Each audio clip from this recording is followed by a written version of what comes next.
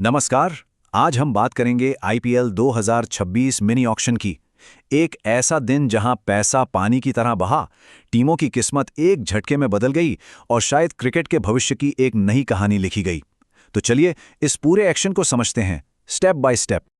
जब भी IPL auction का नाम आता है ना, तो दिमाग में एक ही चीज गूंजती है, पैसा पैसा पैसा। लेकिन ये सिर्फ पैसों का खेल नहीं है, ये है जबरदस्त प्रेशर का, शातिर रणनीतियों का और उस एक बोली का जो किसी खिलाड़ी की जिंदगी और किसी टीम का पूरा सीजन तय कर देती है। जरा सोचिए, तारीख थी 16 दिसंबर 2025, जगह अबू धाबी का एतिहाद अरीना। एक तरफ थी 10 टीमें अपनी अपनी प्लानिंग के साथ तैयार, और दूसरी तरफ थे अरबों रुपए जो बस एक सही खिलाड़ी पर लगने का इंतजार कर रहे थे। ये सिर्फ नीलामी नहीं थी, ये टीमों के भविष्य पर खेला गया एक बहुत बड़ा दांव था। अब आगे बढ़ने से पहले एक बात साफ कर लेते हैं। ये कोई मेगा ऑक्शन नहीं था, ये था एक मिनी ऑक्शन। इसका मतलब ये है कि टीमें अपनी पूरी की पूरी टीम दोबारा नहीं बना रही थी, बल्कि उनकी जो एग्जिस्टिंग टीम थी उसमें जो छोटी-मोटी कमियां थी उन्हें भरने के लिए सही खिलाड़ी ढूंढ रही थी। एक तरह से अपनी मशीन को फाइन ट्यून कर रही थी। जरा इन आंकड़ों पर नजर डालिए, ये पूरी कहानी कह देते हैं। 369 खिलाड़ी लिस्ट में थे, लेकिन जगह खाली थी सिर्फ 77। टीमों के पास कुल मिलाकर 237 करोड़ से भी ज्यादा थे, लेकिन फिर भी 79 खिलाड़ी बिके ही नहीं। इससे एक बात तो साफ है, टीमें सिर्फ पैसा नहीं फेंक रही थी, बल्कि हर चाल बहुत सोच समझ कर चल रही थी। और फिर आई वो एक बोली जिसने सबके होश उड़ा दिए। 25.20 करोड़ रुपए। ये अविश्वसनीय रकम सिर्फ एक खिलाड़ी पर लगाई गई, और वो थे ऑस्ट्रेलियाई ऑलराउंडर कैमरन ग्रीन, जो इस ऑक्शन के सबसे महंगे खिलाड़ी बन गए। हाँ, ये आईपीएल इतिहास की सबसे बड़ी खरीद में से एक थी।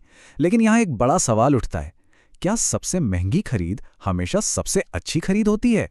और यही वो सवाल है जो हमें इस ऑक्शन की दो बिल्कुल अलग रणनीतियों की तरफ ले जाता है। तो इस ऑक्शन में ना, टीम बनाने की दो अलग अलग सोच, दो अलग फिलॉसफीज आपस में टकरा रही थीं। एक तरफ थी स्टार पावर पर भरोसा करने की रणनीति, मतलब बड़े जाने माने सितारों पर दांव लगाओ, और दूसरी तरफ थी फ्यूचर प्रोस्पेक्ट्स पर नजर, यानी युवा टैलेंट में इन्वेस्ट करो। ये तुलना देखिए, इससे पूरी बात साफ हो जाएगी। एक तरफ कोलकाता नाइट राइडर्स, जिन्होंने 25.2 करोड़ रुपए सिर्फ एक इंटरनेशनल सुपरस्टार कैमरन ग्रीन पर लगा दिए, और दूसरी तरफ चेन्नई सुपर किंग्स, जिन्होंने उससे भी ज्यादा 28.4 करोड़ रुपए दो ऐसे घरेलू खिलाड़ियों पर लगा दिए जिन्हें अभी तक इंडिया कैप भी नहीं मिली है, प्रशांत वीर और कार्तिक शर्मा। केकेआर की स्ट्रैटेजी बिल्कुल साफ थी। उन्होंने तो जैसे अपनी तिजोरी ही खोल दी। देखिए, सिर्फ 3 विदेशी खिलाड़ियों कैमरन ग्रीन, मथीशा पथिराना और मुस्तफिजुर रहमान पर 52 करोड़ से भी ज्यादा खर्च कर दिए। मतलब साफ था, विन नाउ मोड ऑन है। और अब आते हैं चेन्नई सुपर किंग्स पर, जिन्होंने तो सबको हैरान ही कर दिया।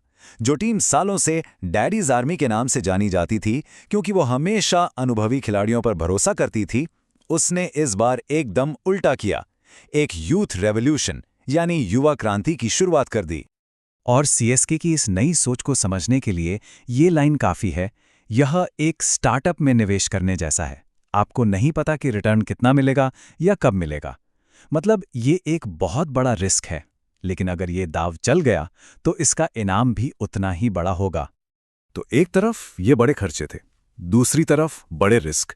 लेकिन इस शोर शराबे के बीच कुछ टीमों ने बड़े चुपचाप स्मार्ट काम किया। चलिए अब उन टीमों की बात करते हैं जिन्होंने असली वैल्यू फॉर मनी डील्स की। वेंकटेश अय्यर, इससे बेहतर उदाहरण हो ही नहीं सकता। पिछले साल केकेआर ने उन्हें दिए थे लगभग 24 करोड़, और इस साल आरसीबी ने उन्हें उठा लिया सिर्फ 7 करोड़ में। एनालिस्ट इसे इस ऑक्शन का सबसे बड़ा स्टील मान रहे हैं। मतलब एक टॉप क्लास ऑलराउंडर इतनी कम कीमत में। और ये तो बस शुरुआत थी। सोच के देखिए, मुंबई इंडियंस को क्विंटन डी कॉक मिल गए सिर्फ 1 करोड़ में, वो भी बेस प्राइस पर।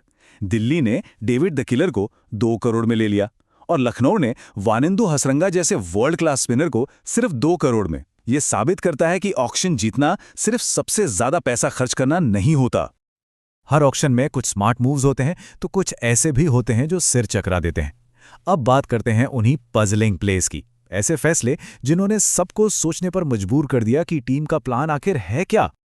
लखनऊ सुपर जायंट्स को ही ले लीजिए। उनके स्क्वाड में कितने पेसर हैं?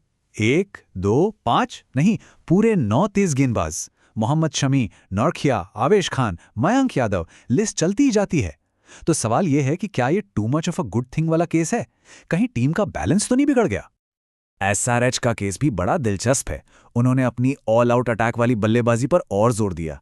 लियाम लिविंगस्टन को 13 करोड़ में खरीदकर अपनी बैटिंग को और भी ज्यादा एक्सप्लोसिव बना दिया। पर सवाल वही, बॉलिंग का क्या सिर्फ बैटिंग से मैच जीते जा सकते हैं? बैलेंस कहाँ है? इन सब रणनीतियों, खरीद फरोख्त और डिबेट्स के बीच इस ऑक्शन से एक चीज बिल्कुल साफ हो गई। एक ऐसा ट्रेंड सामने आया है जो शायद आने वाले आईपीएल सीजन्स की पूरी कहानी लिखेगा। और इस बदलाव की सबसे बेहतरीन कहानी है पृथ्वी शॉ की। सोचिए, पहला राउंड अनसोल्ड, दूसरा राउंड फिर से अनसोल्ड। ऐसा लग रहा था कि कहानी खत्म, लेकिन फिर आखिरी राउंड में उनकी पुरानी टीम दिल्ली कैपिटल्स ने उन पर भरोसा जताया और 75 लाख में उन्हें एक और मौका दिया। ये एक रिडेम्पशन स्टोरी है।